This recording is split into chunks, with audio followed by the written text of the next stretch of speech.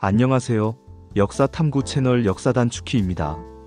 오늘 우리가 함께 다룰 인물은 인류 역사상 가장 광활한 제국을 세운 정복자 칭기즈칸입니다. 그는 수많은 도시를 파괴하고 민족을 무릎 꿇린 무자비한 침략자였을까요? 아니면 세계를 연결하고 교류를 촉진한 위대한 개혁자였을까요?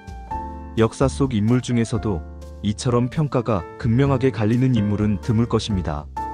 오늘은 약 8분 동안 그의 삶과 전쟁, 통치, 그리고 그 유산을 다각도로 탐구하면서 칭기즈칸이라는 거대한 존재의 이중성과 시대적 의미를 조명해 보겠습니다. 1. 불우했던 유년기와 리더십의 시작. 칭기즈칸, 본명은 태무진입니다.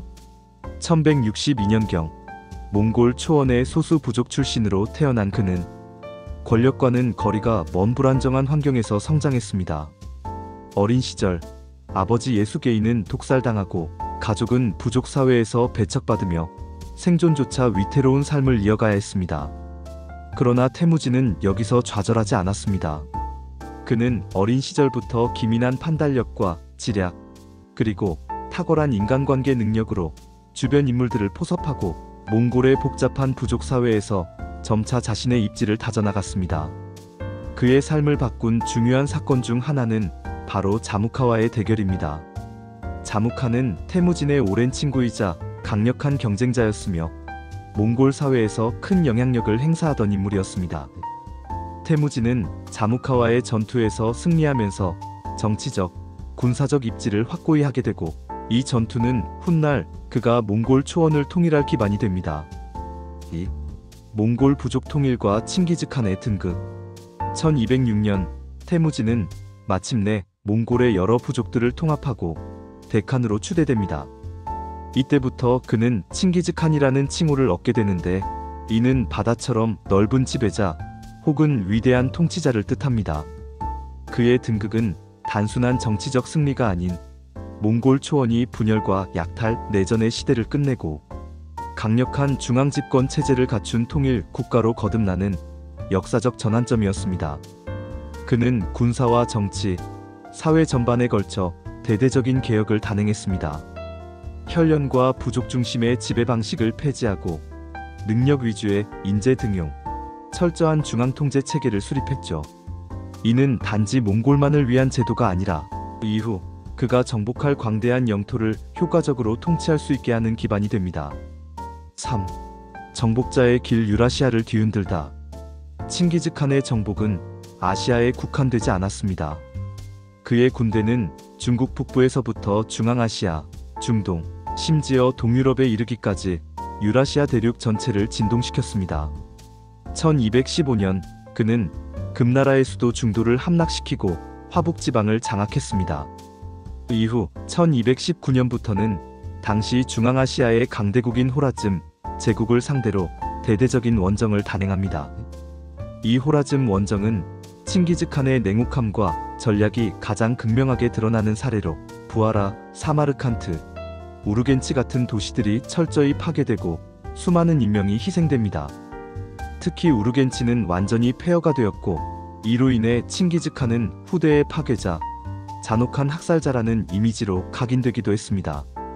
하지만 반대로 서유에서 폭정을 일삼던 쿠출루크를 몰아내며 백성들에게 해방감을 준 사례처럼 그의 정복이 단순히 파괴에 그치지 않고 새로운 질서를 제공했다는 평가도 존재합니다. 정복의 양상은 지역과 상황에 따라 극명하게 달랐으며 이는 그의 평가가 복잡한 이유이기도 합니다. 4. 제국의 통치자, 개혁가로서의 면모. 칭기즈칸은 단순한 군사 정복자에 그치지 않았습니다. 그는 정복한 땅을 어떻게 효과적으로 통치할 것인가에 대한 고민도 깊었습니다. 그는 야사라는 통합법전을 통해 제국 전체의 법과 질서를 일원화했습니다.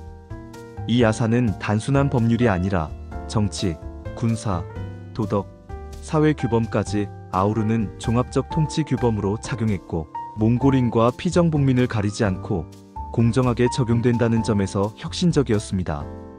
또한 칭기즈칸은 능력 중심의 인사제도를 확립했습니다.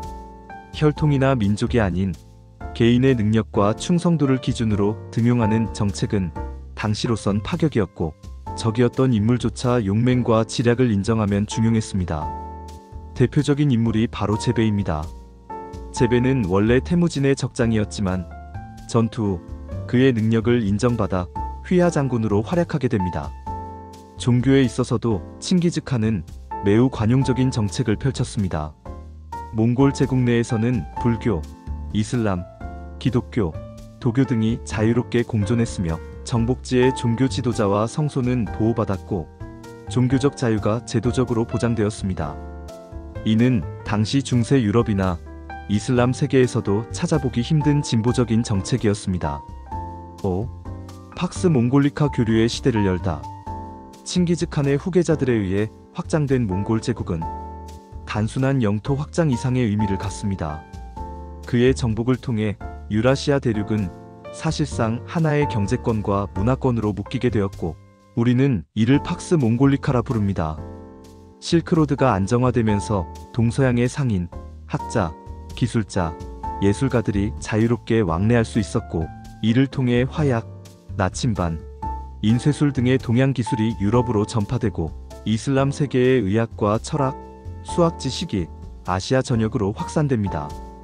또한 칭기즈칸은 얌이라는 체계적인 역참 제도를 도입해 제국 내 통신과 물류, 정보 전달을 획기적으로 향상시켰습니다.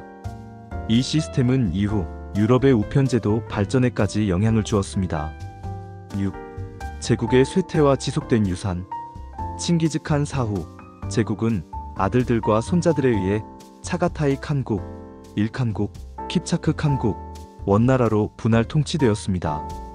이들은 긴밀히 협력하며 하나의 문화, 경제 네트워크를 유지했지만 지나치게 광대한 영토와 지역 간의 이질성은 제국의 분열을 가속화시켰습니다.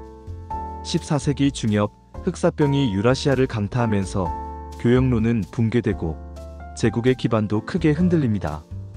1368년 한족의 반란으로 원나라가 붕괴되면서 몽골 제국은 역사 속으로 사라졌습니다. 하지만 몽골 제국이 남긴 유산은 결코 사라지지 않았습니다. 그들이 확립한 정보망, 종교적 관용, 능력 중심의 통치 철학, 그리고 동서 문명 간의 교류는 이후 수백 년 동안 세계 역사에 지대한 영향을 미치게 됩니다. 칭기즈칸은 분명 단순한 정복자를 넘어선 인물입니다. 그는 무자비한 파괴자이면서도 문명을 연결한 중재자였으며 혼돈을 정리하고 새로운 질서를 창조한 역사상 가장 복합적인 리더 중 한 명이었습니다. 그에 대한 평가는 오늘날까지도 엇갈리며 이는 역사가 단순히 선과 악으로 구분될 수 없는 복합적인 과정임을 다시금 일깨워줍니다. 역사 단축키였습니다. 다음 시간에도 흥미로운 역사 이야기로 찾아뵙겠습니다. 감사합니다.